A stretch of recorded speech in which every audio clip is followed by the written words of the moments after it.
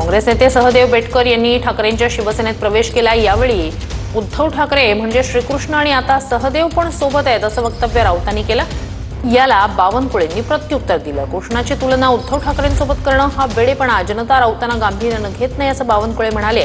दरम्यान शिंदेंचं कौतुक केल्यास राऊतांना का पोटशूळ उठतो अशी टीका उदय सामंत यांनी केली आहे। महाभारतातली 3 प्रमुख पात्र इथे उपस्थित आहेत। उद्धव म्हणजे श्रीकृष्ण, संजय आहे आणि सहदेव हे फार महत्वाचं पात्र होतं। हे जे नवीन कुरुक्षेत्रावरती महायुद्ध सुरू झालेलं आहे, हे युद्ध आपण जिंकणार आहोत कोकणातलं। परत संपूर्ण भगवा हे ठेकेदारांचं राज्य संपवून टाका।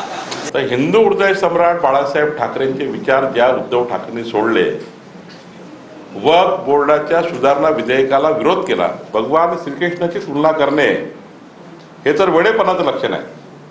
आता मी आधीच सांगितलं होतं, त्यांना एक मोठा मोदींच्या नावाचा, भाजपाच्या नावाचा एक आजार झाला आहे आणि तो आजार आता काही निघत नाही। ते काही वायफळ बडबड करतात। आता महाराष्ट्राने संजय राऊतांना ऐकणं बंद केलं, आम्ही ऐकणं बंद केलं आहे। तुम्हीच का सांगता मला माहिती नाही।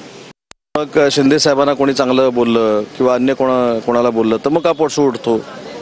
आम्ही याच्यावर टीका केली का? त्यांना ते वाटलं, त्यांनी त्यांच्या नेत्यांबद्दल चांगले उद्गार काढले।